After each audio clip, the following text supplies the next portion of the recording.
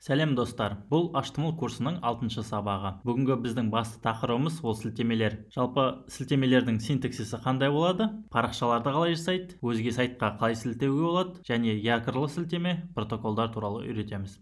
Ал енді синтаксисін көрсетейін. Алдыңғы жазғандарымыздың барлығын өшіріп тастайық. Үлкен кіші таңбасы A, href тең болады, тырнақшалар. Бұның ішіне сілтеме жазылады. Одан кейін /a жауап тастайтын тег, ал ішіне кез келген мәтін салу болады. Бұл сілтеме деп жазайық. A деп отқан тег ол сілтеме тегі, ал href атрибутымен сілтеменің адресін жазамыз. Мысалға біз egov.kz сайтына сілтеп көрейік. egov.kz сайтын ашайық әуелі. Енді шыққан осы адресін көшіріп алайық. Hrefтің ішіне салдық, сақтадық. Енді тексеріп қарайық. Жаңарттым парақшаны. Бұл жерде сілтеме тұр. Қазір мен бұның үстіне басамын. Көріп тұрғаныңызда egov.kz сайты ашылды. Енді артқа қарай жылжимын. Парақшамызға қайтып келу үшін. Байқасаңыз, біз басқа сайтқа сілтеген кезде қолданушы басқа сайтқа кетіп қалды. Олай болмас үшін, біздің парақша сақталып қалу үшін, онда тағы бір атрибут саламыз. Ол target blank деген атрибутпен салынады. Target тең болады. Екі тырнақша, нижний подчеркивание, төменгі сызықша blank. Сақтаймыз. Парақшаны жаңарттым. Енді сілтеменің үстіне бастым. Міне, біздің парақша сол күйінде қалды, ал жаңадан вкладка ашылды egov.kz сайтына. Оларды жауып тастайын. Енді біз бірнеше беттік парақшаны қалай жасауға болатынын көрсетейін. Ол үшін алдындағы жасаған папкамызда шайық сайт деген, ішіне тағы бір файл жасайық. Ол үшін мен Sublime редактор текстінде Ctrl-N Windows болса, сіздерде cmd-n Mac болса, жаңа файл жасаймыз. Я болмаса файл new файл арқылы жаңадан файл жасап шығаруға болады. Енді сақтап жіберейік басқа файл қылу үшін. Ол үшін мен Ctrl-S Windows'та, ал Mac'та cmd-s бастым. Файлдың атын мәтін.html деп қояйық. Мәтін.html. Ал сақтайтын жеріміз сайт деген папкамызда. Сақтадым. HTML-дың керекті элементтерін теріп шығамыз. Doctype HTML. HTML тегі, оның жабатын тегі, ішіне head, одан кейін body. Жостып жүрейік. Head'тің ішіне title. Title'ның ішіне мәтін деп жазып жүрейік. Мәтін парақшасы. UTF-8 тегін кодировкасын салып жіберейік. Meta charset UTF-8. Body'дің ішіне қысқаша бір мәтін жазып кетейік. Қысқаша мәтін бұл жерде болу керек еді. Сақтап қойдым. Енді индекс HTML-дан мен мәтін.html файлын ашқым келеді. Ол үшін target blank'ты алып тастай берейік. Оны жаңа вкладкада ашқанның қажеті емес, бір-біріне сілтейтін қылып жасап қойайық. Үстіне түсінікті болу үшін бұл басты бет деп жазып кетейік. H1 бұл басты бет. Ал hrefтің ішіндегі мәнін өзгертеміз. Мәтін.html-ға. Сақтадым. Енді парақшамызды жаңартамыз. Бұл басты бет деген парақшамыз шықты. Бұл сілтемеге басамын. Қазір үлкейтіп көрсетіп жіберейін сіздерге. Қысқаша мәтін бұл жерде болу керек еді. Міне біздің екінші HTML файлымыз ашылып тұр. Ол мәтін.html файлы ашылып. Ал енді басты бетке қайтару үшін онда мәтін.html файлында біз тағы да сілтеме жасауымыз керек. Екінші файлымызды ашайық. Мәтін.html астына сілтеме жасайын. href index.html.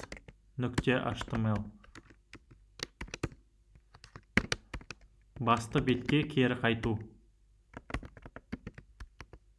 Сақтадым. Енді браузерден жаңартайын. Міне, басты бетке кері қайту. Мен қазір осыны басамын. Міне, біз басты бетке қайтып келдік.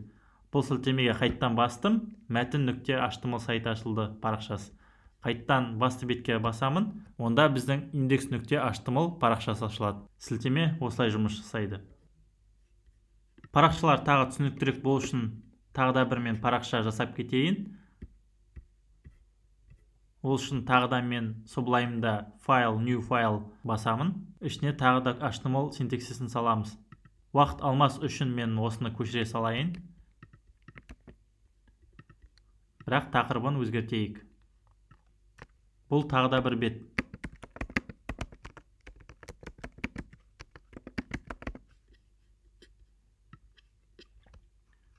Назар аударыңыздар, бұл екінші бет.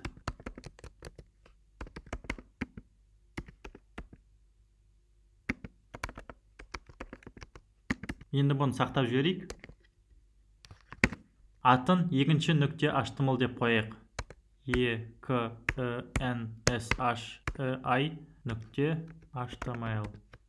сақтадым. Міне, қазір осы тұрғанда біздің сайт деген папкамызда 3 HTML файлы тұр.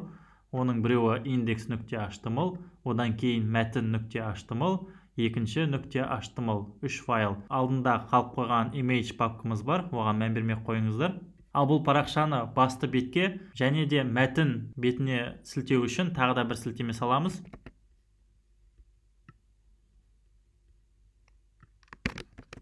Мәтін парақшасына бару. Ал адресін мәтін.html деп саламыз. Сақтадым. Енді осы екінші бетке сілтеуіміз керек. Ол үшін мен index.html файлында өзгертемін. Адресіне екінші .html деп саламын.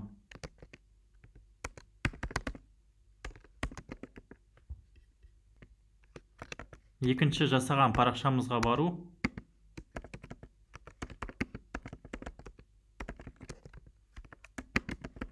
Сақтап қойдым. Парақшаны жаңарттым. Міне, байқап тұрсаңыздар, екі сілтеме тұр. Оның біреуі бұл сілтеме, бірінші сілтемеміз тұрған, ал екінші сілтемеміз екінші жасаған парақшамызға бару деп жазып қойдым. Ал енді мен қазір бұл сілтемеге бассам, біздің мәтін.html файлы ашылады. Қайттан басты бетке кері қайтып сілтемесін бассам, index.html файлына қайтып келдім. Ал екінші жасаған парақшамызға бару үшін мен осы арнайы жасаған сілтемемізге басамыз. Назар аударыңыздар, бұл екінші бет. Міне, тамаша, бәрі жұмыс істеп тұр. Якырлы сілтеме. Жалпы якырлы сілтемелерді көрсетіп кетейін. Ол үшін мен алдындағы abay.kz сайтының бір сөзін алайық. Мұның барлығын көшіріп алайық.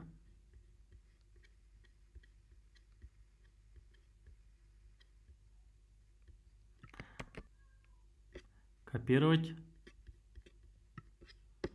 Жаққа вставить дейміз. Басты бетке кері қайтып жіберейік. Бұл біздің басты бетімізді өзгертіп жатырмыз. Енді мәтінді форматировать етуіміз керек.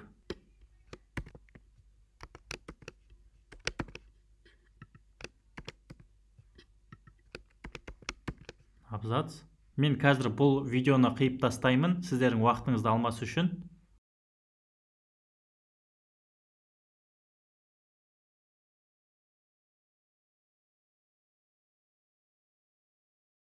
Міне, қара сөздердің бәріне мен форматировать етіп шықтым. H3 тегтерін тақырыптарына салып кеттім. Бірінші сөз H3 элементі, одан кейін P ашатын тег, P жабатын тег әр абзацқа салып кеттім. Міне, P ашады, P мына жерінде бітеді, P мына жерінде ашады, P мына жерінде бітеді. Дәл осылай мен барлықтарını салып шықтым. Мына жерде салынбай кеткен салып жіберейік. Мына жерде мен тақырып есебінде H3-ті салдым. H3 мына жерде ашады, H3 мына жерде жабады. P бастаймыз, P мен аяқтаймыз. Абзацтардың бәрін мен P мен бөліп шықтым. Ал тақырыптарын, мына үшінші сөз дегенді H3 пен жаздым. Үшінші сөз, төртінші сөз, бесінші сөз, жалпы 5 сөз қара сөздерін көшіріп алдым. Енді сақтайын. Жаңартамыз парақшаны. Көріп тұрғаныңыздай бәрі әдемі абзац күйлерінде жазылып тұр. Осылай төмен қарай ұзақ түсіп іздеп отпас үшін біз қолданушыларға оңай іздей алатындай сілтеме жасап қояйық. Ол үшін баяғы А саламыз.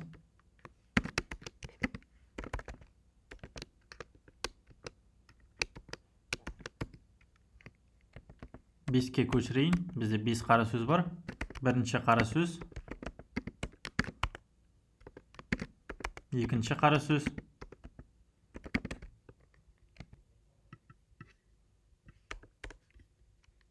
Үшінші қара сөз. Төртінші қара сөз.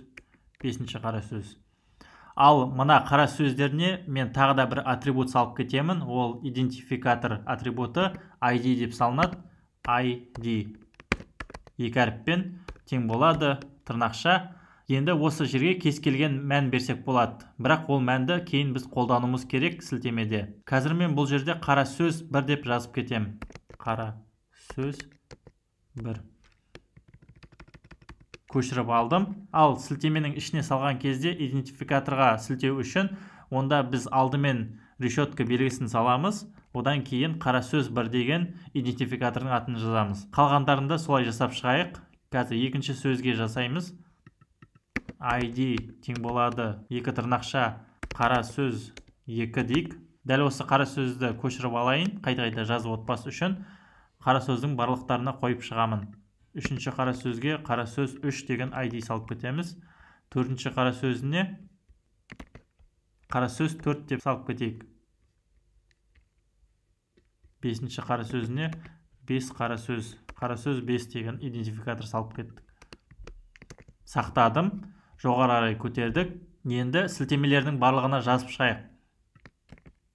Қара сөз 2, қара сөз 3, қара сөз 4, қара сөз 5. Сақтадым. Енді парақшаны жаңартамыз. Осылай бізде 5 сілтеме шықты. Қазір мен бірінші қара сөзге басам. Міне ол бірінші қара сөзге сілтеді, жоғары жағына қойды. Екінші қара сөзге басам. Ол кезде екінші қара сөзге сілтеді. Жоғарыға көтердім. Үшінші қара сөзге бассам, үшінші қара сөзді ашып тұр бізге. Бұның бәрі бір документтің ішінде тұр. Біз осы документтің ішіне өзіне сілтеп тұрмыз ID арқылы. Төртінші қара сөзіне бассақ, төртінші қара сөз шығады. Және де дәл солай бесінші қара сөзде осылай жұмыс істейді. Енді бұны сәндеу үшін біз BR тегтерін салып кетейік, жаңа жолдан басталып тұру үшін.